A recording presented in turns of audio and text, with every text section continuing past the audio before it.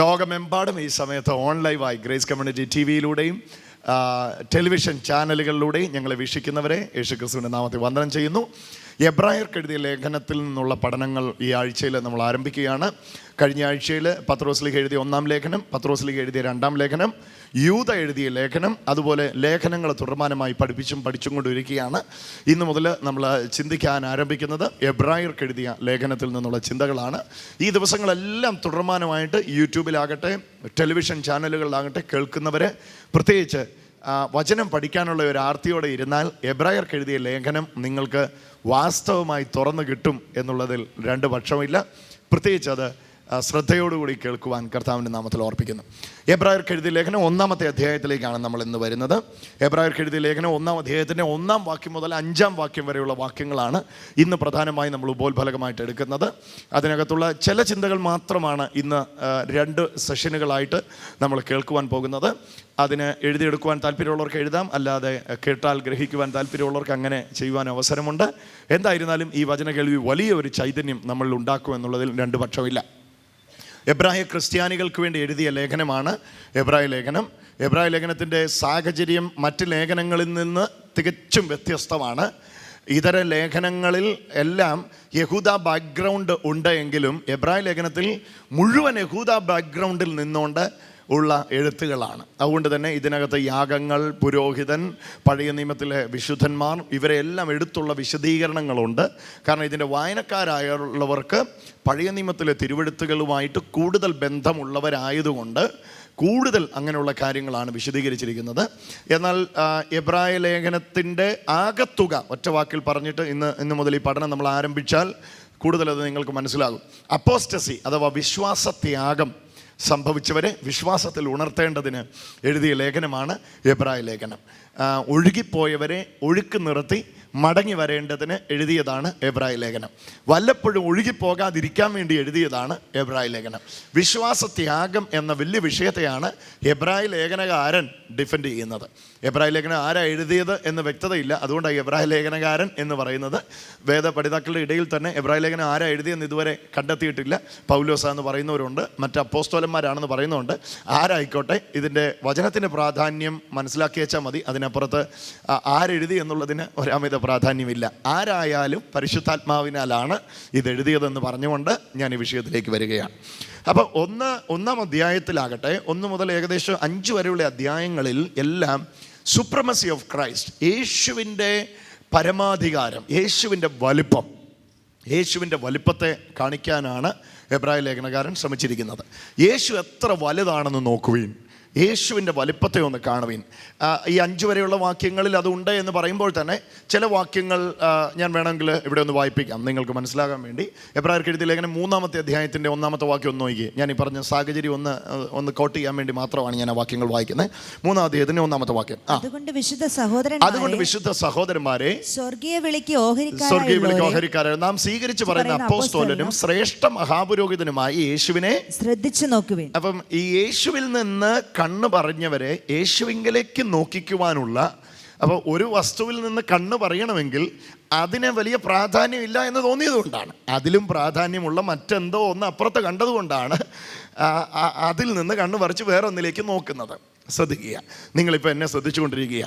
എന്നാൽ ഞാനിന്ന് സംസാരിക്കുന്നതിലും വലിയ ശബ്ദം തൊട്ടിപ്പുറത്തോ അപ്പുറത്തോ ആരെങ്കിലും ഉണ്ടാക്കിയാൽ പെട്ടെന്ന് നിങ്ങളുടെ അറ്റൻഷൻ, ശ്രദ്ധ അങ്ങോട്ട് മാറും. അത് സ്വാഭാവികമാണ്, എല്ലാവർക്കും ഉണ്ടാകുന്നതാണ്. ഇത് തന്നെയാണ് ഇവിടെ എബ്രായ സഭയ്ക്ക് പറ്റിയത്. യേശുക്രിസ്തുവിൽ നിന്നുള്ള നോട്ടം മാറിയിട്ട്, യേശുക്രിസ്തുവിൻ്റെ ഫോക്കസ് മാറിയിട്ട് വേറെ പലതിലേക്കും പോകുവാനിടയായതിൻ്റെ കാരണം യേശുവിൻ്റെ വലിപ്പത്തെ ഇവർ വേണ്ട രീതിയിൽ കണ്ടില്ല. അന്നും ഇന്നും എന്നും എല്ലാ കാലത്തും അങ്ങനെ തന്നെയാണ്. യേശുവിനെ വേണ്ട രീതിയിൽ കാണാത്തപ്പോഴാണ് വേറെ പലതും കാണുമ്പോൾ ഒരു അട്രാക്ഷൻ തോന്നുന്നത്. അപ്പോൾ ഈ എബ്രായ ലേഖനക്കാരൻ ശ്രമിക്കുന്നത് മുഴുവൻ ഇവനെത്ര മഹാനെന്ന് നോക്കുവീൻ, ഇവൻ എത്ര വലിയവനാണെന്ന് നോക്കുവീൻ, ഇവൻ്റെ വലിപ്പം നിങ്ങളൊന്ന് കാണുവീൻ. യേശുവിൻ്റെ വലിപ്പത്തെ വിവരിക്കുന്ന വിവരണങ്ങളാണ്. അപ്പോൾ എബ്രായ ലേഖനം 1-ാം അധ്യായത്തിലേക്ക് നമുക്കൊന്ന് വരാം. ആദ്യം 1 മുതൽ 5 വരെയുള്ള വാക്യങ്ങൾ നമുക്കത് വായിക്കാം, എന്നിട്ട് ഞാൻ പിന്നെ അതിന്റെ കാര്യങ്ങൾ വിശദീകരിക്കാം. ദൈവം പണ്ട് ഭാഗമായിട്ടും വിവിധമായും പ്രവാചകന്മാർ മുഖാന്തരം അരുൾ ചെയ്തിട്ട് ഈ അന്ത്യകാലത്ത് പുത്രൻ മുഖാന്തരം നമ്മോട് അരുളി ചെയ്തിരിക്കുന്നു. അവനെ താൻ സകലത്തിനും അവകാശിയാക്കി വെച്ചു. അവൻ മുഖാന്തരം ലോകത്തെയും ഉണ്ടാക്കി. അവന്റെ തേജസ്സിന്റെ പ്രഭയും തത്വത്തിന്റെ മുദ്രയും സകലവും തന്റെ ശക്തിയുള്ള വചനത്താൽ വഹിക്കുന്നവനുമാകൊണ്ട് പാപങ്ങൾക്ക് പരിഹാരം ഉണ്ടാക്കിയ ശേഷം ഉയരത്തിൽ മഹിമയുടെ വലത്തുഭാഗത്തിരിക്കുകയും ചെയ്തു. അവൻ ദൈവദൂതന്മാരെക്കാൾ വിശിഷ്ടമായ നാമത്തിന് അവകാശിയായതിന്. അപ്പൊ ഇവിടെ തുടങ്ങുകയാണ് നമ്മുടെ ഈ പ്രധാന വിഷയം. അപ്പൊ ആദ്യമേ യേശുവിന്റെ പ്രാധാന്യത്തെ 1-ാം വാക്യം മുതൽ എബ്രായ ലേഖനകാരൻ വിശദീകരിക്കുകയാണ്. യേശുവിന്റെ പ്രാധാന്യത്തെ വിശദീകരിക്കുമ്പോൾ യേശുവിലൂടെയുള്ള അരുളപ്പാടിന്റെ വിശേഷണം, അതാണ് ഏറ്റവും ആദ്യത്തെ വാക്യം തന്നെ. ദൈവം പണ്ട് ഭാഗമായും വിവിധമായും പ്രവാചകന്മാർ മുഖാന്തരം അരുൾ ചെയ്തു. പണ്ട് എന്നിവിടെ വിശേഷിപ്പിച്ചിരിക്കുന്ന പഴയ നിയമ കാലഘട്ടത്തിൽ ദൈവത്തിൻ്റെ അരുളപ്പാടിൻ്റെ മുഖമാണ്. ഓൾഡ് ടെസ്റ്റ്മെന്റിൽ ദൈവം ജനത്തോട് സംസാരിച്ച വിധമാണ് അവിടെ വായിക്കുന്നത്. ദൈവം പണ്ട് ഭാഗമായും വിവിധമായും. പഴയ നിയമത്തിൽ ദൈവം വെളിപ്പെടുത്തി കൊടുത്തതൊന്നും പൂർണ്ണമായ വെളിപ്പാടുകളല്ലായിരുന്നു എന്ന് ഈ വചനത്തിൽ പറയുന്നു. പിന്നെ എങ്ങനെയായിരുന്നു ദൈവം വെളിപ്പെടുത്തി കൊടുത്തത്? ഭാഗമായും വിവിധമായും. അപ്പോൾ ഓൾഡ് ടെസ്റ്റ്മെന്റ് റെവലേഷൻ ഒറ്റ വാക്കിൽ ഇവിടെ വിശദീകരിക്കുകയാണ്. Old testament revelation is not a complete revelation, is a partial revelation. ഭാഗികമായ വെളിപ്പാടുകളായിരുന്നു പഴയ നിയമ വെളിപ്പാടുകൾ. അന്ന് ആരോടാ ഭാഗികമായ വെളിപ്പാടിലൂടെ ദൈവം ഇടപെട്ടതെന്ന് അവിടെ എഴുതിയിട്ടുണ്ട്. ദൈവം പണ്ട് ഭാഗമായും വിവിധമായും പ്രവാചകന്മാർ മുഖാന്തരം പിതാക്കന്മാരോട് അരുൾ ചെയ്തു. നോക്കിയേ, ഇങ്ങോട്ട് നോക്കിയാട്ടെ, അത് എളുപ്പം മനസ്സിലാവും. കുറച്ചേ ദൈവം പറഞ്ഞുള്ളൂ. ആ കുറച്ച് പറഞ്ഞതും ദൈവം നേരിട്ട് പറഞ്ഞതല്ല, ദൈവത്തിൻ്റെ മധ്യവർത്തികളായി മധ്യത്തിൽ വർത്തിച്ചിരുന്ന പ്രവാചകന്മാർ മുഖാന്തരം ജനത്തോട് അരുൾ ചെയ്തിരുന്നു. അപ്പം ജനത്തിന് ദൈവത്തിൻ്റെ ആലോചന ലഭിച്ചിരുന്നത് സെക്കൻഡ് ഹാൻഡ് ആയിട്ടായിരുന്നു. എന്ന് പറഞ്ഞാൽ അരുളപ്പാട് ദൈവം അറിയിച്ചുകൊണ്ടിരുന്നത് പ്രവാചകനെയും പുരോഹിതനെയും രാജാവിനെയുമായിരുന്നു. 3 അവിടെ വിശദീകരിക്കുന്നില്ലെങ്കിൽ കൂടെ ഞാനതങ്ങ് വിശദീകരിക്കുക, കാരണം ഹോൾ പഴയ നിയമത്തിലെ പിക്ചർ ഞാൻ എടുക്കുകയാണ്. പഴയ നിയമത്തിൽ ദൈവം അരുളപ്പാടുകളെ അറിയിച്ചത് രാജാവ്, പ്രവാചകൻ, പുരോഹിതൻ എന്നിങ്ങനെ 3 കൂട്ടരെ ദൈവം തന്നെ അഭിഷേകം ചെയ്ത് വേർതിരിച്ചിരുന്നു. ജനത്തിനിടയിൽ നിന്ന് അവർ വഴിയാണ് ദൈവം കമ്മ്യൂണിക്കേറ്റ് ചെയ്തുകൊണ്ടിരുന്നത്, ദൈവം തൻ്റെ ആലോചനകളെ അറിയിച്ചിരുന്നത്. എങ്ങനെയായിരുന്നു? ഒന്നുകൂടി ആ വാക്യം. ഭാഗമായും വിവിധമായും പ്രവാചകന്മാർ മുഖാന്തരം പിതാക്കന്മാരോട് അരുൾ ചെയ്തു. നിങ്ങളോടും എന്നോടും അങ്ങനെ അരുൾ ചെയ്തു എന്നല്ല പറഞ്ഞത്. നിങ്ങളോടും എന്നോടും അരുൾ ചെയ്തത് പുത്രൻ മുഖാന്തരമാണ്. പക്ഷെ അതിന് ആദ്യമേ പറഞ്ഞു പ്രവാചകന്മാർ മുഖാന്തരം പിതാക്കന്മാരോട് അരുളി ചെയ്തിട്ട് ഈ അന്ത്യകാലം എന്നിവിടെ വിശേഷിപ്പിച്ചിരിക്കുന്നത് യേശുക്രിസ്തുവിലുള്ള കാലത്തിന്റെ ആരംഭമാണ്. യേശുക്രിസ്തുവിലുള്ള കാലത്തിന്റെ ആരംഭത്തെ തന്നെ പുതിയ നിയമം വിശേഷിപ്പിച്ചിരിക്കുന്നത് അന്ത്യകാലം എന്ന ആശയത്തോടു കൂടെയാണ്. ഈ അന്ത്യകാലത്ത്, അല്ലെങ്കിൽ ഈ കൃപയുടെ കാലത്ത്, കൃപായുഗത്തിൽ നമ്മോട് അരുൾ ചെയ്തിരിക്കുന്നു. ഇങ്ങോട്ട് നോക്കിയാട്ടെ, 2 തിരിവൊന്ന് മനസ്സിലാക്കിക്കട്ടെ. ഒന്ന്, പ്രവാചകന്മാർ മുഖാന്തരം പിതാക്കന്മാരോട് അരുൾ ചെയ്തു, പുത്രൻ മുഖാന്തരം നമ്മോട് അരുൾ ചെയ്തു. എന്നോട് ചേർന്നൊന്ന് പറയാമോ ഇത് രണ്ടും കൂടെ? പ്രവാചകന്മാർ മുഖാന്തരം പിതാക്കന്മാരോട് അരുൾ ചെയ്തു, പുത്രൻ മുഖാന്തരം എന്നോട് അരുൾ ചെയ്തു. പ്രവാചകന്മാർ മുഖാന്തരം അരുൾ ചെയ്തതിന് എന്തായിരുന്നു കുഴപ്പം? പൂർണ്ണമല്ലായിരുന്നു, അപൂർണമായിരുന്നു. എങ്ങനെയായിരുന്നു അരുൾ ചെയ്തത്? ഭാഗമായും വിവിധമായിട്ടും. പക്ഷെ എന്നോട് അരുൾ ചെയ്തപ്പോൾ എന്താ ഗുണം കിട്ടിയേ? ഈ അന്ത്യകാലത്ത് പുത്രൻ മുഖാന്തരം നമ്മോട് അരുളി ചെയ്തിരിക്കുന്നു. പുത്രൻ മുഖാന്തരം എന്നോട് അരുൾ ചെയ്തിരിക്കുന്നു. ഹല്ലേലൂയ. അന്നത്തെ അരുളപ്പാടിന്റെ പ്രശ്നം എല്ലാം അറിയിച്ചിരുന്നില്ല. ഇന്നത്തെ അരുളപ്പാടിന്റെ ഗുണം എല്ലാം അറിയിച്ചിരിക്കുന്നു. കരമടിച്ചൊന്ന് യേശുവിന് മഹത്വം കൊടുത്തു. ഹല്ലേലൂയ. പ്രവാചകന്മാർ മുഖാന്തരം അരുൾ ചെയ്തു, പുത്രൻ മുഖാന്തരം അരുൾ ചെയ്തു. എന്താണ് പ്രവാചകന്മാർ മുഖാന്തരമുള്ള അരുളപ്പാടിൻ്റെയും പുത്രൻ മുഖാന്തരമുള്ള അരുളപ്പാടിൻ്റെയും വ്യത്യസ്തത? അതാണ് അടുത്ത വാക്യത്തിൽ വിശദീകരിക്കുന്നത്. പുത്രൻ മുഖാന്തരമുള്ള അരുളപ്പാടിന്റെ വ്യത്യസ്തത അതാണ് ഞാൻ ഇനി വിശദീകരിക്കുന്നത്. ശ്രദ്ധിച്ചു കേട്ടോ. അവനെ താൻ സകലത്തിനും അവകാശിയാക്കി വെച്ച്. ഹല്ലേലൂയ. അവനെ എന്നവിടെ വിശേഷിപ്പിച്ചിരിക്കുന്ന യേശുവിനെയാണ്. യേശുവിനെ പിതാവായ ദൈവം സകലത്തിനും അവകാശിയാക്കി വെച്ചു. അപ്പൊ യേശു ആരാ? ഉറക്കെ പറ. യേശു ആരാ? സകലത്തിനും അവകാശി. ചേർന്ന് പറഞ്ഞ യേശു ആരാ? സകലത്തിനും അവകാശി. എല്ലാവരും പറഞ്ഞ യേശു ആരാ? സകലത്തിനും യേശു അവകാശി. പ്രവാചകനാരാ? വെളിപ്പെട്ട് കിട്ടിയതിൻ്റെ അവകാശി. പുത്രനോ സകലത്തിനും അവകാശി. അപ്പൊ കാര്യങ്ങളെ വിശദീകരിച്ച് പറയാൻ കഴിയുന്നത് ദാസനാണോ വീട്ടിലെ പുത്രനാണോ? ചേർന്ന് പറഞ്ഞു. അപ്പോൾ നിങ്ങൾക്ക് അത് കൂടുതൽ മനസ്സിലാകും. വീട്ടിലെ വേലക്കാരോട് ചോദിച്ചിട്ടാണോ ഒരു കാര്യം അറിയേണ്ടത്, അതോ വീട്ടിലെ മകനോട് ചോദിച്ചാണോ ഒരു കാര്യം ആത്യന്തികമായിട്ട് അറിയേണ്ടത്? വേലക്കാർക്കും ചില കാര്യങ്ങളൊക്കെ അറിയാം, പക്ഷെ വേലക്കാർക്ക് എല്ലാ കാര്യങ്ങളും അറിയത്തില്ല. കുറച്ചൊക്കെ വേലക്കാർക്ക് പറയാൻ പറ്റിയേക്കാം. അതാ അന്ന് പറഞ്ഞത്. ദാസന്മാരായ പ്രവാചകന്മാർ ദാസ്യത്വത്തിൻ്റെ ആത്മാവിനെ പ്രാപിച്ച് ദാസ്യത്വത്തിൻ്റെ കീഴിൽ നിന്ന് പ്രവചിച്ചപ്പോൾ ഇച്ചിരി കാര്യങ്ങൾ പറയാൻ പറ്റി. കാരണം അവരെല്ലാം ദൈവ കുടുംബത്തിൽ ദാസന്മാരായിരുന്നു. താഴേക്ക് ആ വിശദീകരണമുണ്ട്. മോശ വരെ ദൈവ കുടുംബത്തിൽ ദാസനായിരുന്നു. പക്ഷെ ഇവിടെ ഒരാളെ പരിചയപ്പെടുത്തുക, ഇദ്ദേഹം ദാസനല്ല, ഇദ്ദേഹം അവകാശിയാണ്, കുടുംബത്തിലെ മകനാണ്, ജനിച്ചവനാണ് എന്ന് പറഞ്ഞാൽ അവകാശങ്ങളെക്കുറിച്ച് വിശദീകരിച്ച് അരുൾ ചെയ്യാൻ കഴിവുള്ളവൻ ഇവനാണ്. കരമടിച്ചൊന്ന് യേശുവിന് മഹത്വം കൊടുത്തു. ഹല്ലേലൂയ.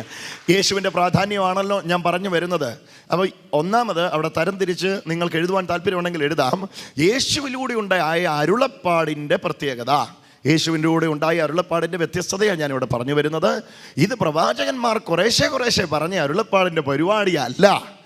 അംശാംശമായി കുറച്ച് പറഞ്ഞ പ്രവാചകന്മാർ കുറച്ച് പറഞ്ഞ അരുളപ്പാടിൻ്റെ പരിപാടിയല്ല ഇത്. പിന്നെയോ പുത്രൻ മുഖാന്തരം പൂർണ്ണമായ, പാർഷ്യലല്ല, കംപ്ലീറ്റായ റെവലേഷൻ, വെളിപ്പാട് നമ്മോട് അറിയിച്ച കാലമാണ് ഈ അന്ത്യകാലം. എങ്ങനെയാണ് പുത്രൻ ഇത് അറിയിക്കാൻ കഴിയുന്നത്? പുത്രൻ അവതാരം കൈപ്പറ്റുന്ന ദാസനല്ലായിരുന്നു, പുത്രൻ അവകാശിയായി തീർന്ന മകനായിരുന്നു. ഹല്ലേലൂയ. പുത്രൻ ആരാണ്? പുത്രൻ എന്തായിരുന്നു പ്രാധാന്യത? പുത്രൻ ഇത് അരുളി ചെയ്യാനുള്ള അധികാരം എവിടുന്നാണ്? അരുളി ചെയ്യുക എന്ന പദം പോലും രാജാവിൻ്റെ പദമാണ്. ഹല്ലേലൂയ. ഓർഡർ ഇടുന്നത്, അരുളപ്പാട് എന്ന് പറയുന്നത് തന്നെ രാജാവിൻ്റെ പദമാണ്. ഇവിടെ പുത്രൻ മുഖാന്തരം പറഞ്ഞു എന്നല്ല, അരുൾ ചെയ്തിരിക്കുന്നു എന്നാണ് എഴുതിയിരിക്കുന്നത്. എന്താണ് അതിൻ്റെ പ്രാധാന്യത? ഒന്നുകൂടി ആ വാക്യം വായിച്ചു. ഈ പുത്രൻ ആരായിരുന്നു? അവൻ മൂന്നാമത്തെ വാക്യം. അവൻ അവന്റെ തേജസ്സിന്റെ രണ്ടാം വാക്യം പോലും വായിക്കാം. അവൻ ഈ അന്ത്യകാലത്ത് പുത്രൻ മുഖാന്തരം നമ്മോട് അരുളി ചെയ്തിരിക്കുന്നു.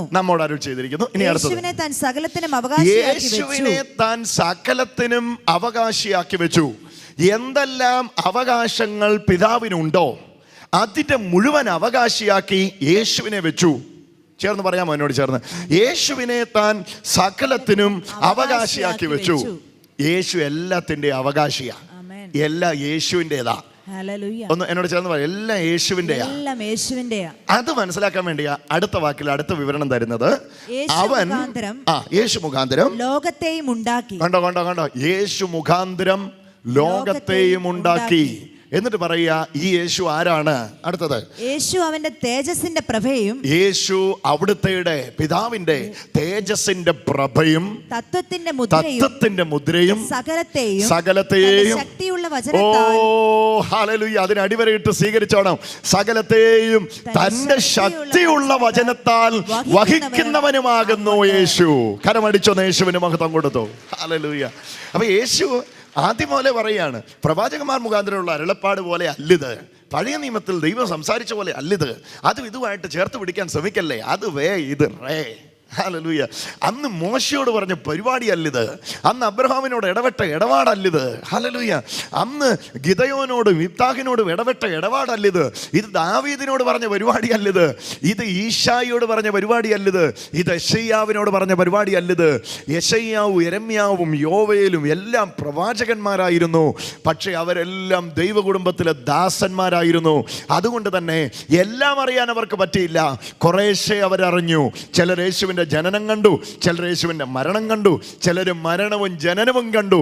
ജീവിതം കണ്ടില്ല. ജീവിതം കണ്ടവർ മരണം കണ്ടില്ല, മരണം കണ്ടവർ ജീവിതം കണ്ടില്ല, ഉയർപ്പ് ആരും തന്നെ കണ്ടില്ല. കേട്ടവർക്കായി സ്തോത്രം. കഷ്ടം കണ്ടവർ കഷ്ടത്തിന് പിൻവരുന്ന മഹിമ കണ്ടില്ല. കഷ്ടം കണ്ടവർ പിൻവരുന്ന മഹിമ കണ്ടില്ല. എന്നാ പറഞ്ഞതിൻ്റെ അർത്ഥം? അവിടെ ഇവിടങ്ങളിൽ കുറച്ചൊക്കെ കണ്ടു. കാരണം അന്നത്തെ വെളിപ്പാട് അതായിരുന്നു. പുത്രന് കൊടുത്ത പരിപാടി അല്ലായിരുന്നു. പിന്നെ ആർക്ക് കൊടുത്തതായിരുന്നു? ദാസന് കൊടുത്ത ഇച്ചിരിച്ചിരെ പാർഷ്യലായ കുറേശ്ശെയുള്ള വെളിപ്പാടായിരുന്നു. എന്നാൽ ഈ അന്ത്യകാലത്ത് ഇന്ന്, ഹല്ലേലൂയ, ഒന്ന് പറഞ്ഞ് എന്നോട് ചേർന്ന്, ഇന്ന് അങ്ങനെ അല്ല. ഹല്ലേലൂയ. ഇന്ന് പ്രവാചകന്റെ അടുക്ക പോയി എന്നേലും മേടിച്ചോണ്ടെന്നിരുന്ന പരിപാടിയേ അല്ല. ഹല്ലേലൂയ. ഈ അന്ത്യകാലത്ത് പുത്രൻ മുഖാന്തരം, യേശു മുഖാന്തരം, എന്നോട് ചേർന്ന് പറഞ്ഞു, യേശു മുഖാന്തരം എന്നോട് അരുളി ചെയ്തിരിക്കുന്നു. എന്നിട്ട് ഈ അരുളി ചോദ്യം ഇങ്ങനെ വരും ഉടനെ, ആരാടാ ഈ അരുളി ചെയ്യാൻ യേശുവിന് അധികാരം കൊടുത്തേ? ഉടനെ വിശദീകരിക്കുക, ഇവൻ ആ സകലത്തെ ഉണ്ടാക്കിയേ, ഈ യേശു ആ സകലത്തെ ഉണ്ടാക്കിയേ. യേശുവിനെ കൂടാതെ ഒന്നും ഉളവായിട്ടില്ല. 2-ാം വാക്യത്തിന്റെ അവസാന ഭാഗം വായിച്ചു. 2-ന്റെ അവസാന ഭാഗം. യേശുവിനെ താൻ സകലത്തിനും അവകാശിയാക്കി വെച്ചു. അവകാശി പറയുന്നതാണ് വ്യക്തം, അവകാശി പറയുന്നതാണ് സത്യം. ഇന്ന് അവകാശി പറഞ്ഞിരിക്കുകയാണ്, നിങ്ങൾ യേശുക്രിസ്തുവിൽ അവകാശം പ്രാപിച്ചിരിക്കുന്നു. കരമടിച്ചൊന്ന് യേശുവിന് മഹത്വം കൊടുത്തു. Hallelujah, hallelujah. അപ്പൊ പുത്രന്റെ അരുളപ്പാടും പ്രവാചകന്മാർ മുഖാന്തരമുള്ള അരുളപ്പാടിന്റെ വ്യത്യാസം നോക്കുക. പ്രവാചകന്മാർ മുഖാന്തരം കുറേശ്ശെ പറഞ്ഞു, പുത്രൻ മുഖാന്തരം പൂർണ്ണമായത് പറഞ്ഞു. പൂർണ്ണമായത് പറയാൻ പുത്രന് അധികാരം, പൂർണ്ണമായത് പറയാൻ പുത്രന് അധികാരമുണ്ട്. എന്തുകൊണ്ടുണ്ട്? അതാ ഇവിടെ വായിച്ചത്, അവനെ താൻ സകലത്തിനും അധികാരിയാക്കി വെച്ചു, അവകാശിയാക്കി വെച്ചു. ഇനി അവിടുന്ന് ആരായിരുന്നു? ഹല്ലേലൂയ. സകലത്തെയും ലോകത്തെ ഉണ്ടാക്കിയവൻ. ആ 2-ാം വാക്യത്തിന്റെ അവസാന ഭാഗം നോക്കി. അവിടുന്ന് യേശു മുഖാന്തരം ലോകത്തെ ഉണ്ടാക്കി. അടുത്തത് യേശു പിതാവിന്റെ തേജസ്സിന്റെ പ്രഭയും. പിതാവിന്റെ തേജസ്സിന്റെ പ്രഭ എന്ന് പറഞ്ഞ എന്നാ അതിന്റെ അർത്ഥം? പിതാവിന്റെ തേജസ് വെളിപ്പെട്ടിരുന്നത് യേശുവിലൂടെയാണ്. ഹലോ, തൻ്റെ പിതാവായ ദൈവത്തെ ആരും ഒരു നാളും കണ്ടിട്ടില്ല. തൻ്റെ മടിയിലിരിക്കുന്ന ഏകജാതനായ പുത്രൻ പിതാവിൻ്റെ തേജസ്സിനെ അല്ലെങ്കിൽ പിതാവിനെ വെളിപ്പെടുത്തിയിരിക്കുന്നു. എന്നെ പറഞ്ഞതിൻ്റെ അർത്ഥം, പിതാവിനെ ആരും കണ്ടിട്ടില്ല, പക്ഷെ പിതാവിൻ്റെ തേജസ് എല്ലാവരും പുത്രനായ യേശുവിലൂടെ കണ്ടിരുന്നു. എന്താണോ പിതാവ്, അതായിരുന്നു പുത്രൻ. പിതാവിൽ എന്തുണ്ടോ അതായിരുന്നു പുത്രനിൽ വെളിപ്പെട്ടത്. അതാ ഇവിടുന്ന് വായിക്കുന്നത്. അവിടുന്ന് വായിച്ചു, അവൻ തേജസ്സിന്റെ പ്രഭയും തത്വത്തിന്റെ മുദ്ര. ഇതെല്ലാം എനിക്ക് വിശദീകരിക്കണമെന്നുണ്ട്, പക്ഷെ ഞാൻ ഈ 2-ാം വാക്യം മാത്രം എടുത്തിട്ട് ഇന്ന് അത്രയും ഒന്ന് എടുക്കാം, എന്നിട്ട് 3-ാമത്തെ വാക്യം പിന്നെ വിശദീകരിക്കാം. കാരണം അത് കുറച്ച് തത്വത്തിന്റെ മുദ്ര എന്നുള്ള പദമൊക്കെ ഒരു മണിക്കൂർ കേൾക്കണം, എന്നാലേ അത് മനസ്സിലാകുള്ളൂ. വലിയ ഗഹനമാണ്, നമ്മളത് എടുക്കാൻ പോവാ. കരമടിച്ചൊന്ന് കർത്താവിനൊന്ന് മഹത്വം കൊടുത്തേ. ഒരു ഹല്ലേലൂയ ചേർന്ന് പറഞ്ഞേ. ഒന്നുകൂടെ ഒന്ന് യേശുവിന് മഹത്വം കൊടുത്തേ. ഹല്ലേലൂയ.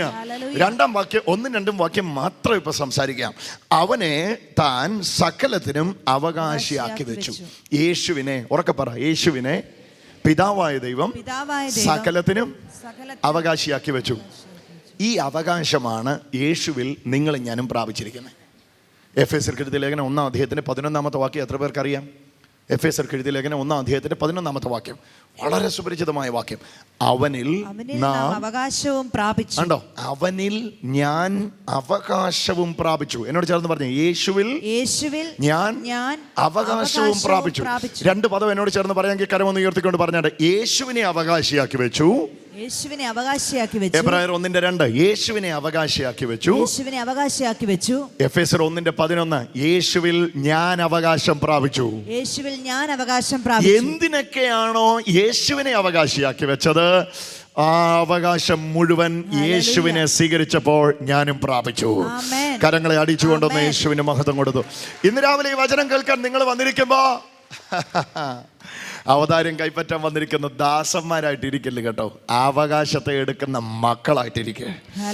പുത്രത്വം പ്രാപിച്ചവന്റെ തികവോടെ നെഞ്ചും നെറ്റിയും വിരിച്ചോണ്ട് വിളിച്ചു പറ, യാചിച്ച് കേണും മുട്ടിപ്പായിട്ട് കരയാൻ വന്നതല്ല ഞാൻ. അപ്പൻ മകന്റെ പേർക്ക് എഴുതി വെച്ചത് എടുക്കാൻ വന്നതാ ഞാൻ. ഇന്ന് രാവിലെ സൗഖ്യം എന്റേതാ, വിടുതൽ എന്റേതാ, അനുഗ്രഹം എന്റേതാ. കാരണം യേശുവിൽ എന്തെല്ലാം ഉണ്ടോ അത് മുഴുവൻ എൻ്റെ പേർക്ക് എഴുതി വെച്ചതാ. കരമടിച്ച് ഒന്ന് യേശുവിന് മഹത്വം കൊടുത്ത് അതിനെ ഒരു ആഘോഷമാക്കി തീർത്തു. ഓ ഹല്ലേലൂയ. അവനെ താൻ, എനിക്ക് ആ പദം ഭയങ്കരമായിട്ട് ഇഷ്ടം. അവനെ താൻ സകലത്തിനും അവകാശിയാക്കി വെച്ചു. എന്നിട്ട് ആ വാക്യത്തിന്റെ കണ്ടിന്യൂവേഷൻ ഒന്ന് നോക്കിക്കോണേ. അന്ത്യകാലത്ത് പുത്രമുഖാന്തരം നമ്മോട് അരുൾ ചെയ്തിരിക്കുന്നു, അവനെ താൻ സകലത്തിനും അവകാശിയാക്കി വെച്ചിരിക്കുന്നു. അവൻ മുഖാന്തരം ലോകത്തെയും ഉണ്ടാക്കി എന്ന് പറഞ്ഞാൽ ഇങ്ങോട്ട് നോക്കി, അവകാശിയാണ് സകലത്തെ ഉണ്ടാക്കിയത് എന്ന് പറഞ്ഞാൽ ആരാണ് വിഭജിച്ച് തരേണ്ടിയത്? ഇങ്ങോട്ട് നോക്കിക്കുക, ഞാൻ നിങ്ങളെല്ലാവരെയും വിളിച്ചിട്ട് പറയുകയാണ്, ഇതാ 1 ഏക്കർ സ്ഥലം ഞാൻ നിങ്ങൾക്ക് തരുന്നു. അടുത്തയാൾ വിളിച്ചിട്ട് പറയുന്നു 2 ഏക്കർ സ്ഥലം ഞാൻ നിങ്ങൾക്ക് തരുന്നു. വേറൊരാളെ വിളിച്ചിട്ട് പറയുന്നു 3 ഏക്കർ സ്ഥലം ഞാൻ നിങ്ങൾക്ക് തരുന്നു എന്നെല്ലാം പറഞ്ഞ് പേപ്പർ ഞാൻ ഒപ്പിട്ടിട്ട് വല്ല കാര്യമുണ്ടോ? എനിക്കൊന്നും ഇല്ലാതെ പറയൂ, എൻ്റെ കയ്യിൽ ഒന്നുമില്ല. എന്നിട്ട് നാട്ടിലുള്ളവരെല്ലാം വിളിച്ച് 1 ഏക്കറും 2 ഏക്കറും സ്ഥലം ഞാൻ എഴുതി കൊടുത്തിട്ട് കാര്യമുണ്ടോ? എഴുതി കൊടുക്കണമെങ്കിൽ ആദ്യം എഴുതി കൊടുക്കുന്നവന് ഉണ്ടാകണം. ചേർന്ന് പറഞ്ഞേ, എഴുതി കൊടുക്കുന്നവന് ഉണ്ടാകണം, എന്നാലേ എഴുതി കൊടുക്കാൻ ഒക്കൂ. കൊടുത്തില്ല എങ്കിൽ അത് പറ്റില്ല. ഇവിടെ കൊടുക്കാനുണ്ട്, അത് ആദ്യ വാക്ക്. അവനെ താൻ സകലത്തിനും അവകാശിയാക്കി വെച്ചു. പുത്രനെ സകലത്തിനും അവകാശിയാക്കി വെച്ചു. സോ പുത്രന് വിഭജിച്ച് കൊടുക്കാനുണ്ട്, പുത്രന് തരാനുണ്ട്, പുത്രനിലുണ്ട്. ഹല്ലേലൂയ. എന്തൊക്കെ അവകാശമായിരുന്നു? ആ വാക്യം തന്നെ ഒന്നുകൂടെ വായിച്ചു. അവനെ താൻ സകലത്തിനും അവകാശിയാക്കി, അവൻ മുഖാന്തരം ലോകത്തെയും ഉണ്ടാക്കി. കണ്ടോ? അപ്പൊ ആ അവകാശത്തിനകത്തുനിന്നാണ് ലോകത്തിന്റെ സൃഷ്ടിപ്പ് പോലും നടന്നേക്കുന്നത്.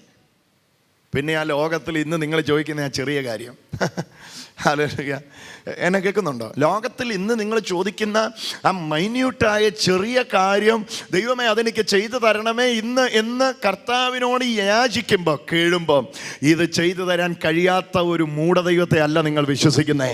നിങ്ങൾ വിളിക്കുന്ന ദൈവം അവകാശിയാണ്, വിഭജിച്ച് തരാൻ കയ്യിലുള്ളവനാണ്, സകലത്തെയും തൻ്റെ ശക്തിയുള്ള. ആ വിഭജനം ഇന്നിവിടെ നടന്നുകൊണ്ടിരിക്കുകയാണ്. വിശ്വാസത്താൽ ആരൊക്കെയോ ക്രൂശിൽ നടന്ന ആ വിഭജനത്തെ ഇന്ന് ഒപ്പിട്ട് ഏറ്റെടുക്കുന്നു. അവർക്കായിട്ട് ഞാൻ കർത്താവിന് സ്തോത്രം ചെയ്യുന്നു. അവർ മാത്രം കരമടിച്ചൊന്ന് ആഘോഷിച്ചു. ഇത് നിങ്ങളുടെ ആഘോഷത്തിൻ്റെ ദിവസമാണ്.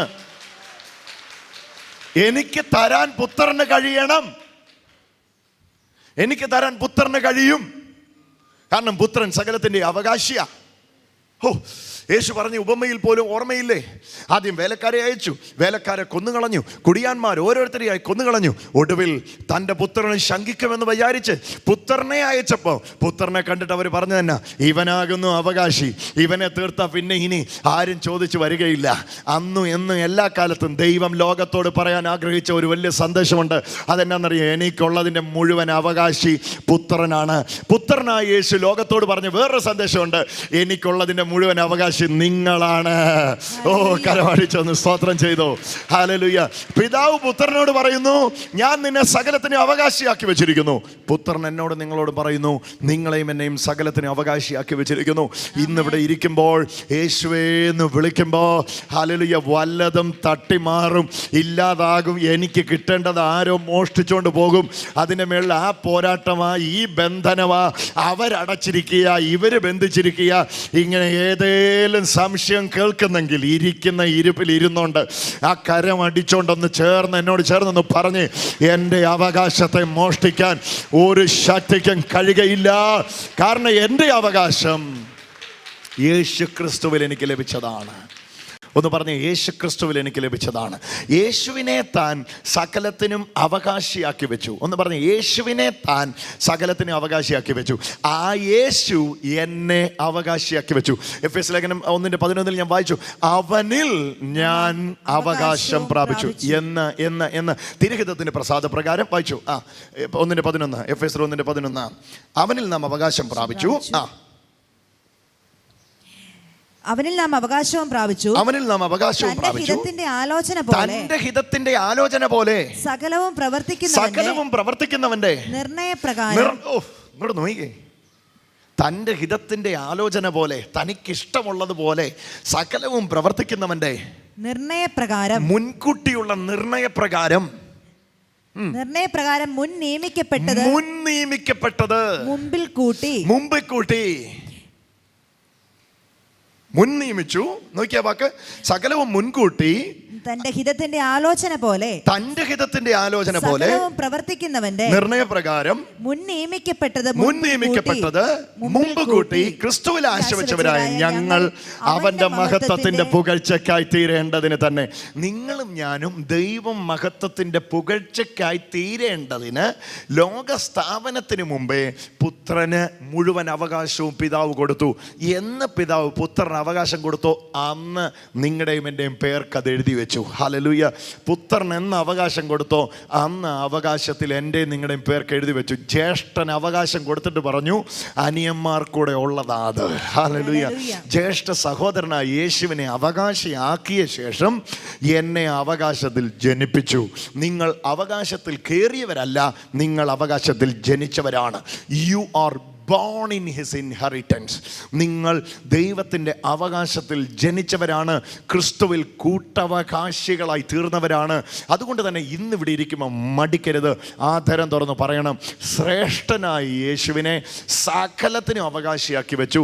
ഇത് കുറച്ച് ഓരോ ആഴ്ച വരുമ്പം ഇന്ന് പറഞ്ഞു മകനെ, നാളെ പറഞ്ഞു മകനെ, നാളെ കഴിഞ്ഞ് പറഞ്ഞു മകളെ, ഇച്ചിരി ആദ്യം വസ്തുവിൻ്റെ കാര്യം പറഞ്ഞു, പിന്നെ മോളുടെ കാര്യം പറഞ്ഞു, പിന്നെ മോൻ്റെ കാര്യം പറഞ്ഞു, പിന്നെ പ്രവാചകന്റെ പുറകെ ഇങ്ങനെ നടക്കുകയാണ്.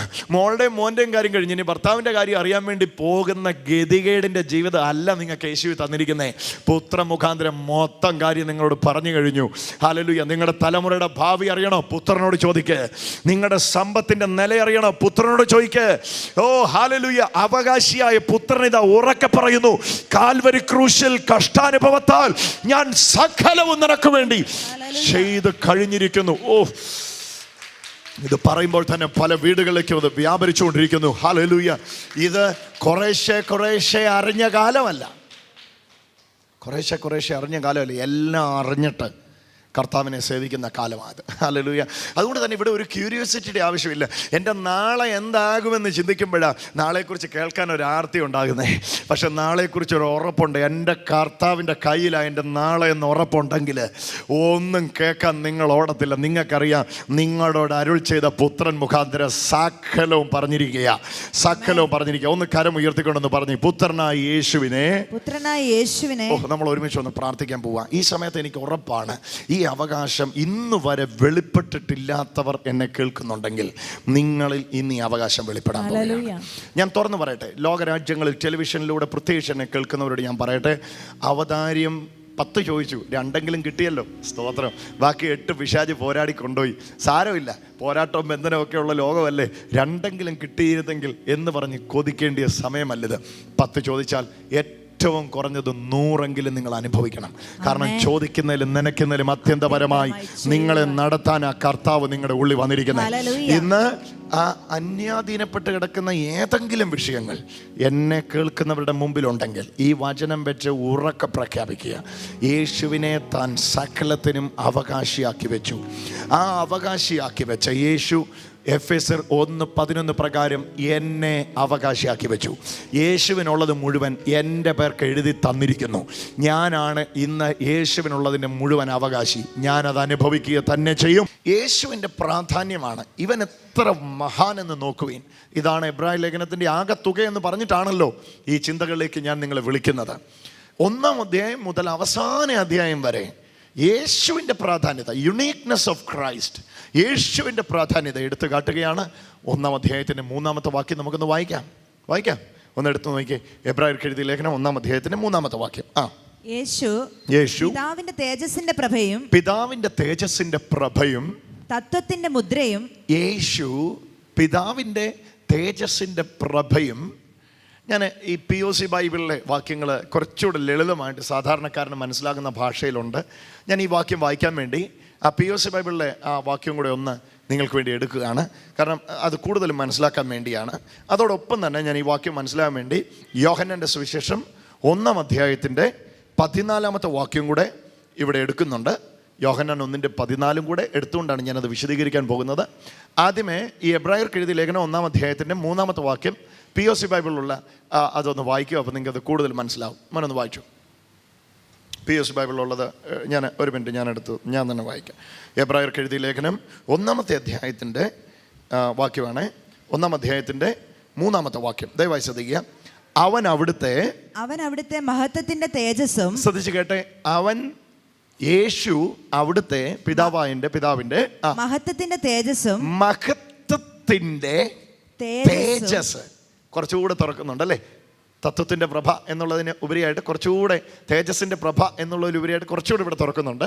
എന്നാലും പൂർണ്ണമായിട്ടില്ല. പൂർണ്ണമാക്കാം. ഒന്നുകൂടെ വായിച്ച വാക്ക്. അവിടുന്ന് യേശു അവിടുത്തെ മഹത്വത്തിൻ്റെ തേജസ്സും സത്തയുടെ മുദ്രയുമാണ്. സത്തയുടെ മുദ്ര. അത് കുറച്ചുകൂടെ തത്വത്തിൻ്റെ മുദ്ര എന്നുള്ളതിനേക്കാളുകൂടി സത്തയുടെ മുദ്ര എന്ന വാക്യം കൂടുതൽ മനസ്സിലാക്കുന്നുണ്ട്. ഞാൻ പറഞ്ഞല്ലോ, എബ്രായ ലേഖനക്കാരൻ ഓരോ വാക്യത്തിലൂടെയും ശ്രമിക്കുന്നത് ഒറ്റ കാര്യമാണ്: യേശുവിൻ്റെ യുണീക്നെസ്. യേശു എത്ര വലുതാ! യേശുവിൽ നിന്ന് നിങ്ങളുടെ കണ്ണ് പറയരുത്, കണ്ണ് വേറെ ഒരിടത്തും നോക്കാനുള്ള വേറെ ഒരിടത്തും ഒന്നുമില്ല. ഏറ്റവും വലുത് ഇവിടെ ഉണ്ട്, ഇവിടെ തന്നെ നോക്കിക്കോ, വേറെ ഇങ്ങോട്ട് നോക്കല്ലേ എന്ന് പറഞ്ഞ് എഴുതിയ ലേഖനമാണ് എബ്രായ ലേഖനം. അപ്പോൾ ഇതിൻ്റെ 1-ാം വാക്യത്തിൽ തന്നെ, 1-ാം അധ്യായത്തിൻ്റെ 3-ാം വാക്യത്തിൽ തന്നെ യേശുവിൻ്റെ വലുപ്പത്തെ കാണിക്കുകയാണ്. നോക്കിയ വാക്ക്, അവൻ അവിടുത്തെ മഹത്വത്തിൻ്റെ തേജസ്. ദൈവത്തിൻ്റെ മഹത്വം എന്ന വാക്കിൻ്റെ അർത്ഥം ഞാൻ ഇതിനു മുമ്പ് വിശദീകരിച്ചിട്ടുണ്ട്. ദൈവം എന്താണോ അതാണ് ദൈവത്തിൻ്റെ മഹത്വം. അവിടെ ഈ ഹാഗിയോസ് എന്ന പദം ഉപയോഗിച്ചിരിക്കുന്നതിൻ്റെ ആശയം ഞാൻ ഇതിനു മുമ്പ് പറഞ്ഞിട്ടുണ്ട്, അത് പിന്നെയും ഞാൻ ആവർത്തിക്കാം. ദൈവം താൻ എന്താണോ എന്ന് തൻ്റെ വലുപ്പത്തെ കാണിക്കാൻ തത്തുല്യമായ ഒരു പദമില്ലാത്തതുകൊണ്ട് ഏകദേശം അനുബന്ധമാകുന്ന ഒരു പദം എടുത്തിട്ടിരിക്കുന്നതാണ് മഹത്വം, സ്പ്ലെൻഡർ, ഗ്ലോറി, മജസ്റ്റി എന്നുള്ള പദമെല്ലാം അതിന് തത്തുല്യമായ പദങ്ങളാണ്. പക്ഷേ അതിൻ്റെ എല്ലാ ആകത്തുക ഇതാണ്: ദൈവത്തിൻ്റെ വലുപ്പം. ഈ ആശയത്തിൽ ഇനി ഒന്ന് വായിച്ചു നോക്കിയേ. യേശു അവിടുത്തെ മഹത്വത്തിന്റെ തേജസ്സും സത്തയുടെ മുദ്രയുമാണ്. കണ്ടോ, യേശു അവിടുത്തെ വലുപ്പത്തിൻ്റെ തേജസ്സായിരുന്നു. വലുപ്പം വെളിപ്പെട്ടിരുന്നത് ആ തേജസ്സിലൂടെയാണ്. ആ വലുപ്പം ലോകം കണ്ടത് തേജസ്സിലൂടെയാണ്. ഇത് മനസ്സിലാകണമെങ്കിൽ ഒരു വാക്യം കൂടെ വായിച്ചാൽ മനസ്സിലാവും. യോഹന്നാന്റെ സുവിശേഷത്തിലേക്ക് ഒന്ന് വന്നേ. യോഹന്നാന്റെ സുവിശേഷത്തിൻ്റെ 1-ാമത്തെ അധ്യായത്തിന്റെ 14-ാമത്തെ വാക്യം ഒന്ന് എടുത്തു. യോഹന്നാൻ സുവിശേഷം 1-ാം അധ്യായത്തിന്റെ 14-ാമത്തെ വാക്യം. വചനം ജഡമായി തീർന്നു. യേശു, ഓക്കെ, വേർഡ് ബിക്കെയിം ഫ്ലെഷ്. വചനം ജഡമായി തീർന്നു. കൃപയും സത്യവും നിറഞ്ഞവനായി, കൃപയും സത്യവും നിറഞ്ഞവനായി നമ്മുടെ ഇടയിൽ പാർത്തു. അടുത്തത്, ഞങ്ങൾ അവന്റെ തേജസ്. ഞങ്ങൾ, ശ്രദ്ധിച്ച് കേൾക്കുക, അടിവരായിട്ട് ശ്രദ്ധിക്കണേ ആ വാക്യം. യോഹന്നാൻ 1:14. ഞങ്ങൾ അവിടുത്തെ തേജസ്സിനെ പിതാവിൽ നിന്ന് ഏകജാതനായവന്റെ തേജസ്സായി കണ്ടു. എന്നെ ആ വാക്യത്തിൽ മനസ്സിലാക്കുന്നത് ഒറ്റ കാര്യം അവിടെ നിന്ന് എടുത്താൽ മതി. പിതാവിൻ്റെ വലുപ്പം പുത്രനിൽ വെളിപ്പെട്ടത് തേജസ്സായിട്ടായിരുന്നു. പിതാവിൻ്റെ വലുപ്പത്തെ, മഹത്വത്തെ പുത്രനിൽ പ്രൊജക്റ്റ് ചെയ്തത് തേജസ്സായിട്ടായിരുന്നു. മറ്റൊരാശയത്തിൽ പറഞ്ഞാൽ പിതാവിൻ്റെ തേജസ് മുഴുവൻ ലോകം കണ്ടത് പുത്രനിലൂടെയായിരുന്നു. പിതാവിൻ്റെ തേജസ് വെളിപ്പെടുത്തിയത് പുത്രൻ വഴിയായിരുന്നു. ഇനി ആശയത്തെ യോഹന്നാൻ 1:14 വായിച്ച ആശയത്തെ ഒന്നുകൂടെ വായിച്ചിട്ട് നമുക്ക് അവിടെ നിന്ന് അങ്ങോട്ട് പോകാം. ഒന്നുകൂടെ വായിച്ചു. വചനം ജഡമായി തീർന്നു. കൃപയും സത്യവും നിറഞ്ഞവനായി നമ്മുടെ ഇടയിൽ പാർത്തു. ഞങ്ങൾ യേശുവിന്റെ തേജസ് പിതാവിൽ നിന്ന് ഏകജാതനായവന്റെ തേജസ്സായിട്ട് കണ്ടു. പിതാവിന്റെ തേജസ് ഏകജാതനായ യേശുവിന്റെ തേജസ്സായി ഞങ്ങൾ കണ്ടു. പിതാവിന്റെ തേജസ് മുഴുവൻ വെളിപ്പെട്ടിരുന്നത് യേശുവിലൂടെയായിരുന്നു. യേശു ആയിരുന്നു പിതാവിന്റെ ഇമേജ്.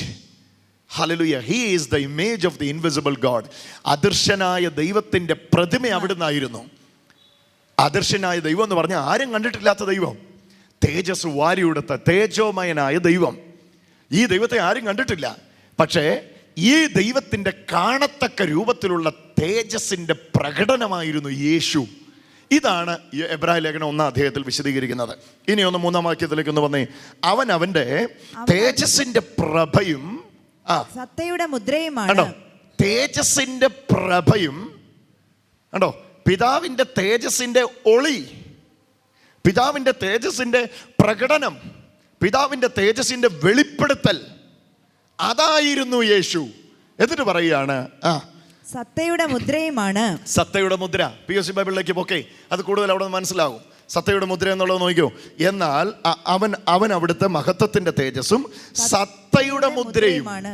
ദൈവത്തിന്റെ സത്ത എന്താണ്? The totality of God. അതാണ് ദൈവത്തിന്റെ സത്ത. ദൈവം എന്താണോ അതാണ് ദൈവത്തിന്റെ സത്ത. സത്തയുടെ മുദ്ര എന്ന വാക്കിന്റെ അർത്ഥം എന്നാ? സകലം പൂർണ്ണമായി ചേരുന്നത് അവിടെയാണ്, സകലവും ഉറപ്പിക്കപ്പെട്ടത് അവിടെയാണ്. പിതാവിൻ്റെ തേജസ്സിൻ്റെ ഉറപ്പ് അവിടെയാണ്, പിതാവിൻ്റെ തേജസ്സിൻ്റെ മുദ്രണം അവിടെയാണ്, പിതാവിൻ്റെ തേജസ്സിൻ്റെ സീല്. ഓ ഹല്ലേലൂയ! എന്നാ ആശയം! അത് നിങ്ങളുടെ ഉള്ളത്തിലേക്ക് ഒന്ന് എഴുതിക്കേ. യേശുവിൻ്റെ മഹത്വം ഇവിടെ കാണിക്കുന്നത്. എന്തിനാ യേശുവിൻ്റെ മഹത്വം കാണിക്കുന്നത്? ഈ യേശുവിലാണ് നിങ്ങൾ ഇന്നുള്ളത്. ഹലോ, ഒന്ന് കരം ഉയർത്തി ഹല്ലേലൂയ പറഞ്ഞേ. എന്നാ പറഞ്ഞതിൻ്റെ അർത്ഥം?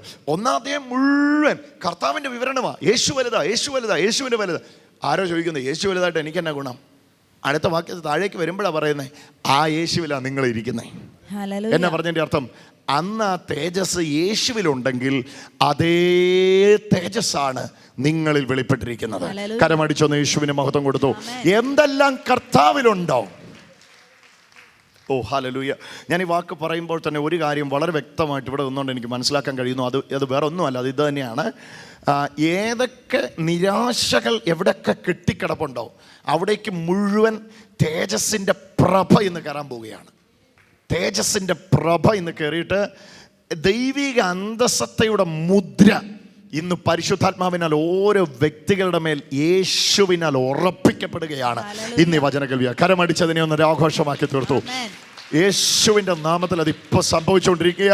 ഒന്ന് വിളിച്ചോ, യേശുവേ എന്നൊന്ന് വിളിച്ചൊന്ന് കരമടിച്ചോ. കർത്താവിനൊന്ന് നന്ദി പറഞ്ഞു, കർത്താവിനൊന്ന് നന്ദി പറഞ്ഞു. ഈ മിനിറ്റിൽ തന്നെ ഞാൻ ഇങ്ങനെ പ്രാർത്ഥിക്കുന്നു, ഞാൻ ഇങ്ങനെ ആഗ്രഹിക്കുന്നു. കർത്താവേ,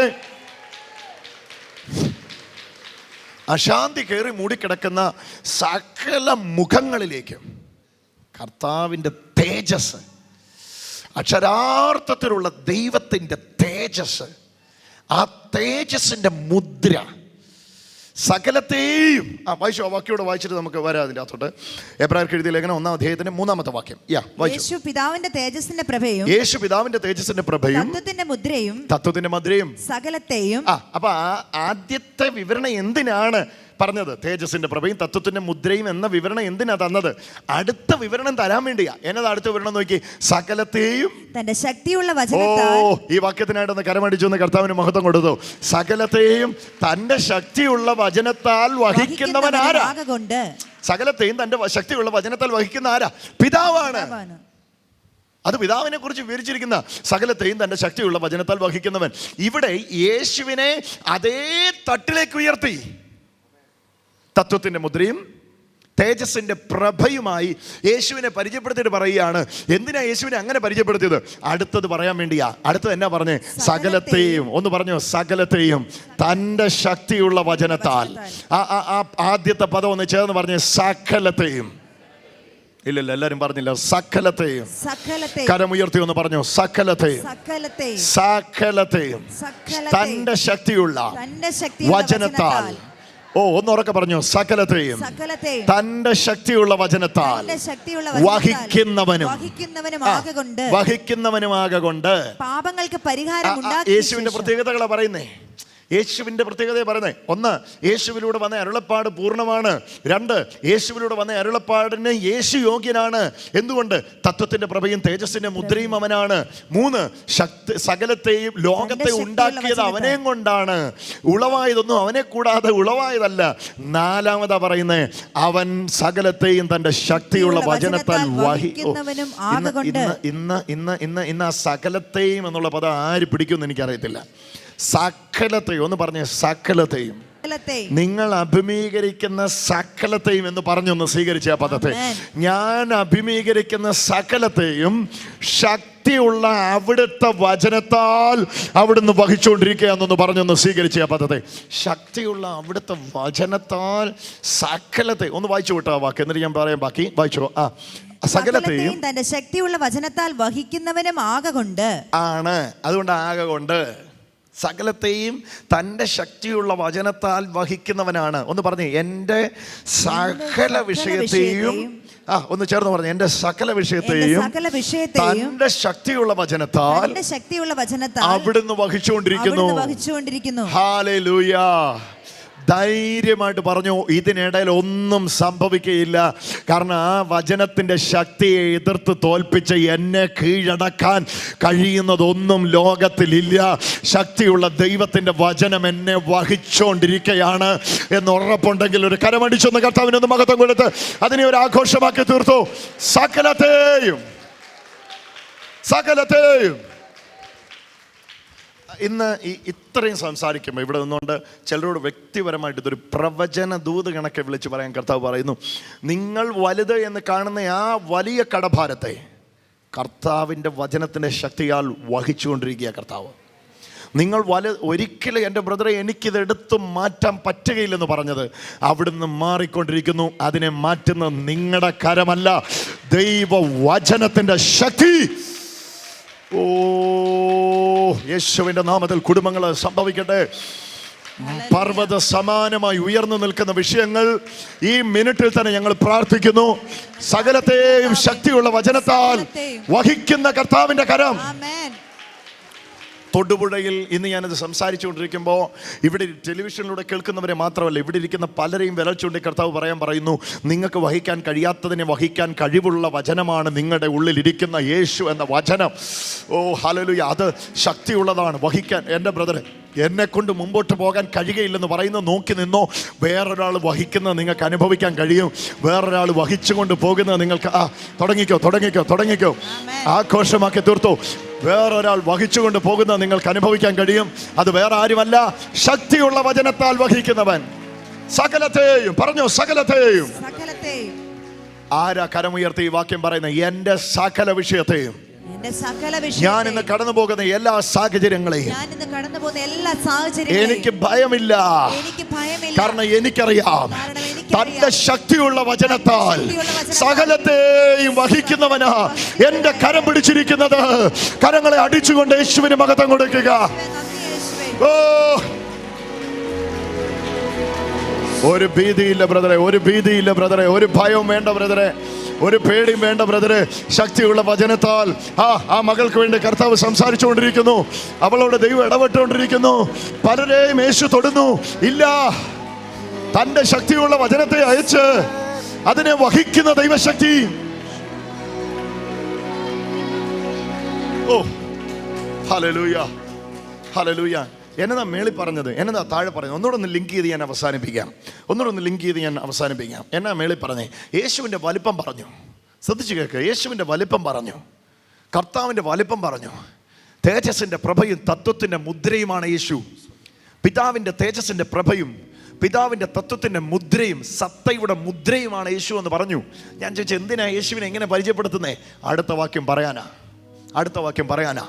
സകലത്തെയും തൻ്റെ ശക്തിയുള്ള വചനത്താൽ വഹിക്കുന്നവനായിട്ട് ഈ യേശുവിനെ പരിചയപ്പെടുത്തി. എന്തിനാണെന്നറിയാമോ? തത്വത്തിൻ്റെ മുദ്രയും സകലത്തെയും തൻ്റെ ശക്തിയുള്ള വചനത്താൽ വഹിക്കുന്നവനുമായിട്ട് യേശുവിനെ കാണിക്കാൻ വേണ്ടിയാ. ആദ്യമേ പറഞ്ഞു അവിടുന്ന് തേജസ്സിൻ്റെ പ്രഭയാണ്, തത്വത്തിൻ്റെ മുദ്രയാണ്. എന്നിട്ടാ പറയുന്നത് സകലത്തെയും തൻ്റെ ശക്തിയുള്ള വചനത്താൽ അവിടത്തേക്ക് വഹിക്കാൻ കഴിയും. കാരണം തേജസ്സിൻ്റെ പ്രഭയും തേജസ്സുള്ളവനും തത്വത്തിൻ്റെ മുദ്രയുമായ പിതാവായ ദൈവം വഹിച്ചത് കേട്ടിട്ടുണ്ട്. ആരാ? വായനക്കാർ ഓൾഡ് ടെസ്റ്റ്മെന്റ് കിടക്കുന്നവരാ. അവർക്കറിയാം ഉണ്ടാകട്ടെ എന്ന വാക്കിനാൽ സകലത്തെ ഉണ്ടാക്കിയ പിതാവായ ദൈവത്തെ, തൻ്റെ തേജസ് പുറപ്പെട്ടു പോയി സകലത്തെയും സൃഷ്ടിച്ച കാര്യം കേൾവിക്കാർക്കറിയാം. ആ കേൾവിക്കാരോട് പറയുക, അതേ തേജസ്സും അതേ തത്വത്തിന്റെ പ്രഭയുമുള്ളവനാ ഈ യേശു. എന്തിനാ യേശുവിനെ ഇങ്ങനെ വിട്ടേ? സകലത്തെയും തന്റെ ശക്തിയുള്ള വചനത്താൽ വഹിക്കുന്നവനും. അടുത്ത നോക്കിയോ, വഹിക്കുന്നവനും സകലത്തെയും തന്റെ ശക്തിയുള്ള വചനത്താൽ വഹിക്കുന്നവനും ആകൊണ്ട് പാപങ്ങൾക്ക് പരിഹാരം ഉണ്ടാക്കിയ ശേഷം. എന്നിട്ട് വിശദീകരിക്കുക. സകലത്തെയും എന്നുള്ളതിന്റെ അകത്ത് ഒരെണ്ണം എടുത്തിടുക. പാപങ്ങളെ വഹിച്ചവൻ, പാപങ്ങൾക്ക് പരിഹാരം വരുത്തിയ ശേഷം ഉയരത്തിൽ മഹിമയുടെ വലത്തുഭാഗത്ത് ഇരിക്കുകയും. അപ്പൊ ഇവിടെ രണ്ടെണ്ണമാണ്. ഈ പാപത്തെ എന്നുള്ളതിനാണ് ആദ്യം എഴുതേണ്ടത്. ഭൂമിയിൽ, പിന്നെ ഉയരത്തിൽ. അപ്പൊ തത്വത്തിന്റെ പ്രഭയും തേജസ്സിന്റെ മുദ്രയുമായി തീർന്ന യേശുവിലൂടെ ഭൂമിയിലെ പാപങ്ങൾ ക്ഷമിക്കപ്പെടുകയും പാപങ്ങൾ വഹിക്കപ്പെടുകയും. അടുത്തത് എന്ത് ചെയ്തു? രണ്ടാമത് ഉയരത്തിൽ മഹിമയുടെ വലത്തുഭാഗത്ത് ഇരിക്കുകയും അവൻ ദൈവദൂതന്മാരെക്കാൾ വിശിഷ്ടമായ നാമത്തിന്. ഇനി അടുത്ത വിഷയം ഇവിടെ വരികയാണ്. ഇവിടെ മുതൽ ഈ വാക്യം മുതൽ സ്വർഗീയ ജീവികളെക്കാൾ യേശു ശ്രേഷ്ഠൻ എന്ന എബ്രായ ലേഖനം 1-ാം അധ്യായത്തിന്റെ 2ാമത്തെ പ്രധാന ചിന്ത ആരംഭിക്കുകയാണ്. അതിപ്പോ ഞാൻ വിശദീകരിക്കുന്നില്ല. സ്വർഗജീവികളെക്കാൾ യേശു ശ്രേഷ്ഠൻ എന്ന വിശദീകരണം നൽകുകയാണ്. ദൂതന്മാർക്കും തേജസ്സുണ്ട്. നിങ്ങൾക്കറിയാവോ അത്? ദൂതന്മാർക്കും തേജസ്സുണ്ട്. തേജസ്സുള്ളവരായിട്ട് ആ ദൂതന്മാരെ കണ്ടവരെല്ലാം കണ്ടത്. പക്ഷെ ഇവിടെ യേശുവിൻ്റെ തേജസ്സും ദൂതന്മാരുടെ തേജസ്സും തമ്മിലുള്ള കമ്പാരിസൺ ഉണ്ട് ഈ വാക്യത്തിൽ. യേശുവിൻ്റെ തേജസ് പിതാവിൻ്റെ തേജസ്സും ദൂതന്മാരുടെ തേജസ് പിതാവ് കൊടുത്ത തേജസ്സുവാ. എത്ര പേർക്ക് മനസ്സിലായി? ഒരു ഹല്ലേലൂയ പറഞ്ഞേ. മനസ്സിലാക്കി ഒന്ന് പറഞ്ഞേ. യേശുവിന്റെ തേജസ്, യേശുവിനുള്ള തേജസ് പിതാവിന്റെ അതേ തേജസ്സാ. സെയിം ഗ്ലോറിയാ. ദൂതന്മാർക്ക് കൊടുത്തത് പിതാവ് കൊടുത്തതാ. പിതാവിൽ നിന്ന് പോകുന്നതാ, ഇച്ചിരി കൊടുത്തതാ. ഇതിവിടെ കംപ്ലീറ്റാ. സാമ്പിൾ അത്, ഇത് പൂർണ്ണമാ. ഇത് പൂർണ്ണമാ. ഹല്ലേലൂയ. തേജസ്സിൽ പൂർണ്ണനായ പുത്രനും ഇച്ചിരി തേജസ് കിട്ടിയ ദൂതനും. ഇവിടെ തുടങ്ങുക വാക്യത്തിന്റെ.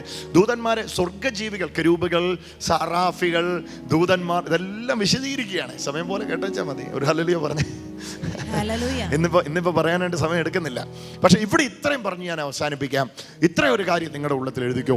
സകലത്തെയും തൻ്റെ ശക്തിയുള്ള വചനത്താൽ വഹിച്ചവനായ യേശു എന്നത്തേക്കെ വഹിച്ചത്, എന്നിട്ട് എവിടെയായിരിക്കുന്നത്? സാധാരണ രീതി ഇത്രയും വലുതൊക്കെ വഹിക്കുന്ന ആൾ തീരാറാവുള്ളേ. പക്ഷേ യേശു തീർന്നില്ല.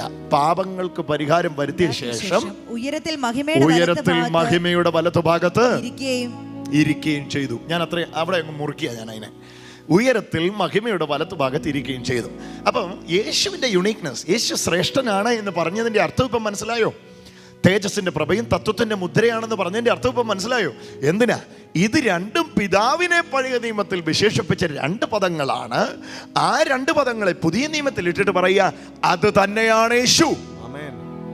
അത് തന്നെയാണ്. നിങ്ങളെ യഹോവയായ ദൈവത്തെ അന്ന് എങ്ങനെ കണ്ടോ അങ്ങനെ തന്നെ ഈ യേശുവിനെ കാണാം. കാരണം അന്ന് യഹോവയിൽ കണ്ടത് മുഴുവൻ ഇന്ന് യേശുവിലുണ്ട്. യഹോവയായ ദൈവം തേജസ് നിറഞ്ഞവൻ, പുത്രനായ യേശു തേജസ് നിറഞ്ഞവൻ, തത്വത്തിന്റെ മുദ്രയുള്ളവൻ, തത്വത്തിന്റെ മുദ്രയുള്ള പുത്രൻ, സകലത്തെയും തൻ്റെ ശക്തിയുള്ള വചനത്താൽ വഹിച്ച പിതാവായ ദൈവം, സകലത്തെയും തൻ്റെ ശക്തിയുള്ള വചനത്താൽ വഹിക്കുന്ന യേശു. എന്നിട്ട് യേശുവിൻ്റെ അല്പം കൂടെ പ്രാധാന്യം പറയുക. സകലത്തെയും തൻ്റെ ശക്തിയുള്ള വചനത്താൽ വഹിച്ചു എന്ന് പറഞ്ഞതിനകത്ത് എന്നാക്ക് വന്നെന്നറിയോ?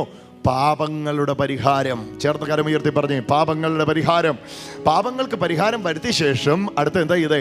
മഹിമയുടെ വലത്തുഭാഗത്ത് പാപങ്ങൾക്ക് പരിഹാരം വരുത്തിയ ശേഷം ഉയരത്തിൽ മഹിമയുടെ വലത്തുഭാഗത്ത് ഇരിക്കുകയും മഹിമയുടെ വലത്തുഭാഗത്ത് ഇരിക്കുകയും. അപ്പൊ സകലത്തെയും ശക്തിയുള്ള വചനത്താൽ വഹിക്കുന്നവൻ ഇന്ന് എവിടെ ഇരിക്കുക? മഹിമയുടെ വലത്തുഭാഗത്ത്. എന്നോട് ചേർന്ന് പറഞ്ഞേ, സകലത്തെയും ചേർന്ന് പറഞ്ഞേ, എന്നാലേ അത് മനസ്സിലാവുള്ളൂ. സകലത്തെയും ചേർന്ന് പറ. സകലത്തെയും ശക്തിയുള്ള വചനത്താൽ വഹിക്കുന്ന ദൈവം മഹിമയുടെ വലത്തുഭാഗത്ത് ഇന്നിരിക്കുകയാണ് എന്ന് പറഞ്ഞതിന്റെ അർത്ഥം എന്നാ? അവിടുന്ന് തീർന്നു പോയിട്ടില്ല. പാപങ്ങൾക്ക് പരിഹാരം വരുത്തിയതോടുകൂടെ അവിടുന്ന് അവസാനിച്ചിട്ടില്ല. പാപങ്ങൾക്ക് പരിഹാരം വരുത്താൻ വേണ്ടി മരണം ആസ്വദിച്ചു. എന്നാൽ പാപികളുടെ ഇടയിൽ നിന്ന് അവിടുന്ന് ഉയർത്തെഴുന്നേറ്റു, മഹിമയുടെ വലത്തുഭാഗത്തിരിക്കുന്നു. ഇന്നും സകലത്തെയും തൻ്റെ ശക്തിയുള്ള വചനത്താൽ വഹിക്കുന്നവനായി അവിടുന്ന് ഇരിക്കുന്നു. എന്നാ പറഞ്ഞതിൻ്റെ അർത്ഥം? ഇതാണ് നിങ്ങൾക്കും എനിക്കും കർത്താവിൻ്റെ അടുക്കിലേക്ക് ചെല്ലുവാനുള്ള ഏറ്റവും വലിയ തൻ്റെ ഇടം. എബ്രായ ലേഖനം മുമ്പോട്ട് മറിച്ച് നോക്കുമ്പോൾ അറിയാം, 1-ാം വാക്യത്തിൽ ആദ്യത്തെ ക്ലോസ് ഇട്ട് കഴിഞ്ഞു. കാരണം ഈ എബ്രായ ലേഖനത്തിൻ്റെ ഒരു പഠനം എങ്ങനെയാണെന്ന് ചോദിച്ചാൽ, കയ്യാല കെട്ടുന്ന പോലെയാണ്. ആദ്യത്തെ കല്ല് വെച്ചു, പിന്നെ കല്ല് വെച്ചു, ഇങ്ങനെ 10-ാം അധ്യായത്തിൽ യേശുവിൻ്റെ ഏകയാഗം എന്ന വിശദീകരണത്തിന് വേണ്ടി 1-ാം അധ്യായത്തിലെ എബ്രായ ലേഖനകാരൻ ആദ്യത്തെ ഫൗണ്ടേഷൻ ഇവിടെ ഇടുന്നു. സകലത്തെയും തൻ്റെ ശക്തിയുള്ള വചനത്താൽ വഹിച്ച് പാപങ്ങൾക്ക് പരിഹാരം ഉണ്ടാക്കിയ ശേഷം സ്വർഗത്തിൽ മഹിമയുടെ വലത്തുഭാഗത്ത് എന്നേക്കും ഇരിക്കുന്നവനായ യേശു. അങ്ങനെ ഒരാൾ അവിടെ ഇരിപ്പുള്ള എത്രയും കാലം, മറുഭാഗം നിങ്ങൾ പറഞ്ഞു, അങ്ങനെ ഒരാൾ അവിടെ ഇരിക്കുന്ന എത്രയും കാലം ഭയപ്പെടേണ്ട കാര്യമില്ല. കരങ്ങളെ അടിച്ചുകൊണ്ട് യേശുവിന് മഹത്വം കൊടുത്തു. Hallelujah, hallelujah. ഇന്ന് ഈ വചനം കേട്ടോണ്ടിരിക്കുന്ന മുഴുവൻ പ്രിയപ്പെട്ടവരോട് ഞാൻ പറയാം, താഴടിയായി പോകും, തകർന്നു പോകും, ഉടഞ്ഞു പോകും. ഇതിനെ അഭിമുഖീകരിക്കാൻ എനിക്ക് കഴിയുമെന്ന് തോന്നുന്നില്ല. ഇങ്ങനെ പർവ്വത സമാനമായി കൺമുമ്പിൽ ഉയർന്നു നിൽക്കുന്ന പഴയ വിഷയങ്ങളെ നോക്കിക്കൊണ്ട് ഉറക്കെ പറയുക, ഇന്ന് എൻ്റെ വിഷയങ്ങളിലേക്ക് ഞാൻ എൻ്റെ കർത്താവിനെ അനുവദിക്കുന്നു. ഏത് കർത്താവിനെയാ? ഈ വചനം വാക്യം വെച്ച് എടുത്തിടുക.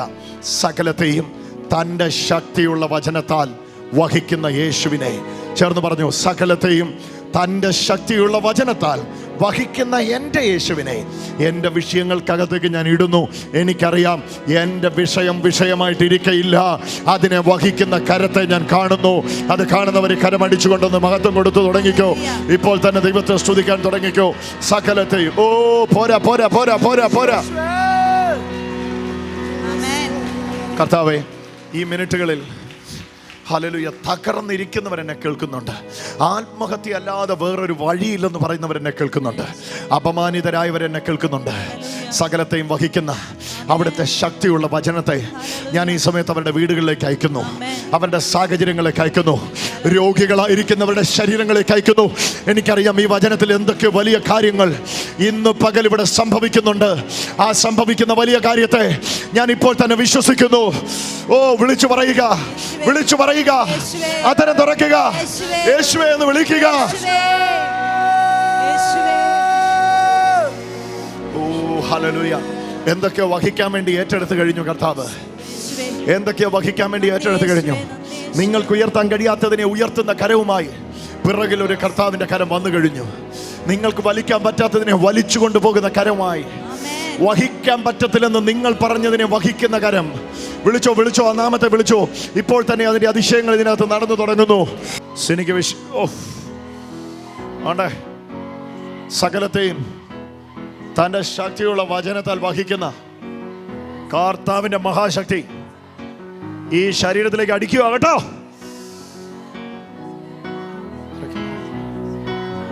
മറിയുന്നു മറിയുന്നു മറിയുന്നു മറിയുന്നു. കണ്ടോണം, ഇവളുടെ ഈ സഹോദരിയുടെ ഇടത്തെ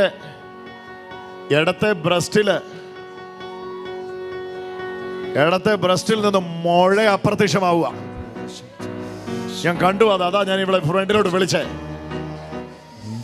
നിങ്ങളെല്ലാരും കണ്ടോണം, ദൈവശക്തി അവളെ ശരീരത്തിലേക്ക് അടിച്ചുകൊണ്ടിരിക്കുക. ആ ബാധ ഇപ്പൊ ഒഴിഞ്ഞു വീടും. കണ്ടോണം, ഇറങ്ങ ഇറങ്ങ.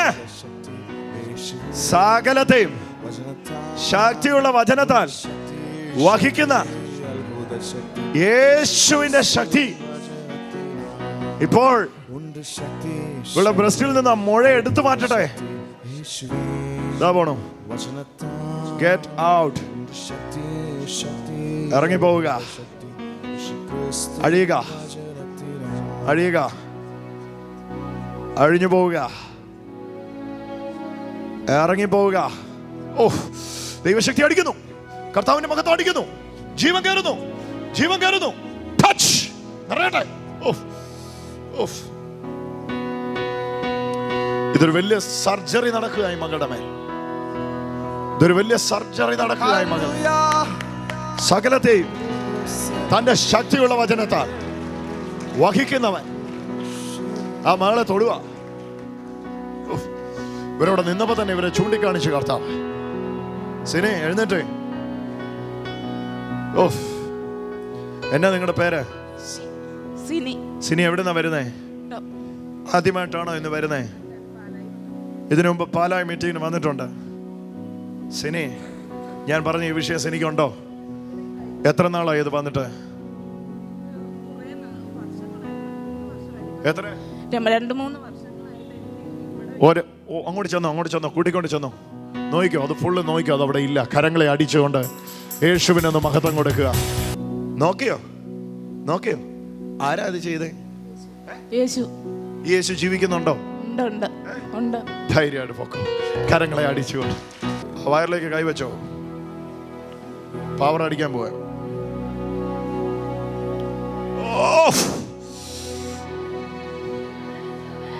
ദാണ്ടഴിയുന്നു അത്.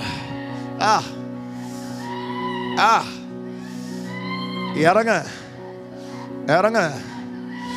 ഇവൾക്ക് ഓപ്പറേഷൻ വേണ്ട. മോനെ ഒരാളോട് പിടിച്ചോണം, തെറിക്കും.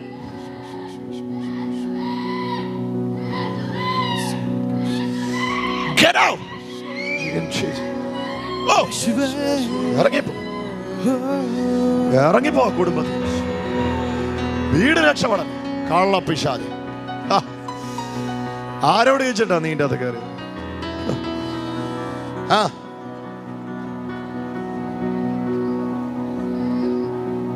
എന്നും ഇവക്ക് ബലഹീനതയാ. അത് മാറിയിട്ട് നേരമില്ല. ചരിത്രമേശു മാറ്റി എഴുതിയിരിക്കുന്നു. കരങ്ങളെ അടിച്ചുകൊണ്ട് ഞാനിവിടെ 5 വരെ കൗണ്ട് ചെയ്യും. 5 വരെ ഞാനിവിടെ എണ്ണും. ഈ സമയത്ത് 11 കൊല്ലം കൊണ്ട് നിന്റെ പിന്നാലെ നടന്ന് നിന്നെ മുടിക്കുന്ന ദുരാത്മാക്കൾ 2 എണ്ണം ഈ ശരീരത്തെ കുതറിച്ച് എറിഞ്ഞു കളഞ്ഞ് പുറത്തു പോകും. നമ്പർ 1, 2, 3.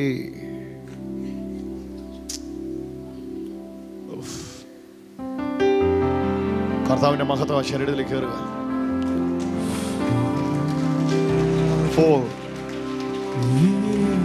5.